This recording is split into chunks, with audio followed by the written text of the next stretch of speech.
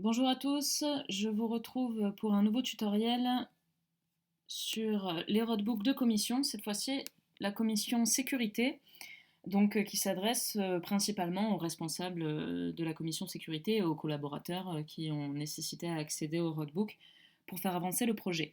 Désormais dans le fichier, dans le dossier qui contient le roadbook sécurité, on a également un dossier porte-documents sécurité à l'intérieur duquel vous pouvez télécharger des documents qui sont sur votre ordinateur et qui sont pertinents du coup pour l'avancée du projet. Je vais commencer à présenter le roadbook puisque désormais en première diapositive on a mode d'emploi roadbook, donc je l'ai déjà ouvert ici.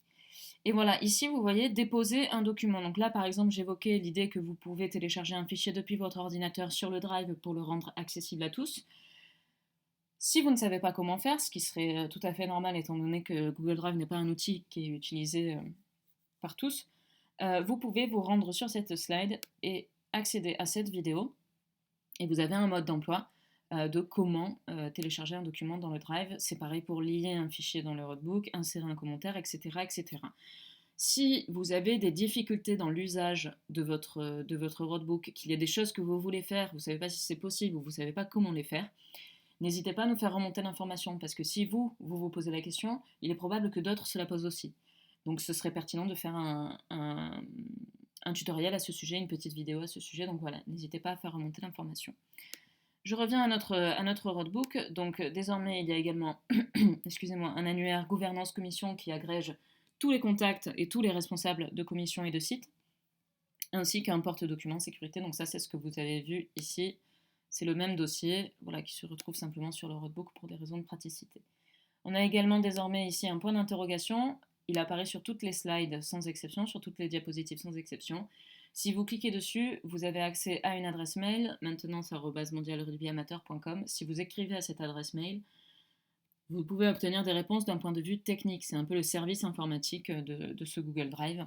Donc si vous avez des questions d'un point de vue technique, n'hésitez pas à écrire et vous recevrez une réponse. Voilà, donc on attaque véritablement la présentation. Donc cette diapositive n'a pas vocation à être bougée. Elle est en bleu, facile de s'y retrouver du coup. Le bleu, vous n'y touchez pas, simplement l'organigramme. Donc ici, il y a l'organigramme spécifique à votre commission, la commission sécurité et équipement. Et comme vous pouvez le voir ici, il y a un petit chaînon. Donc ce chaînon, il signifie que cette diapositive, elle existe ailleurs dans un autre roadbook et le fichier source, du coup, il est ailleurs. Donc si vous modifiez le fichier ici, il va se modifier, mais ce même fichier, il existe en plusieurs fois. Donc si vous le modifiez ici, ça va se modifier sur votre roadbook à vous, mais ça ne se modifiera pas ailleurs. Alors que nous, ce qu'on veut, c'est éviter de faire plusieurs fois la même modification. Donc quand il y a un petit chaînon, le bon réflexe à avoir, c'est de cliquer sur Ouvrir la source.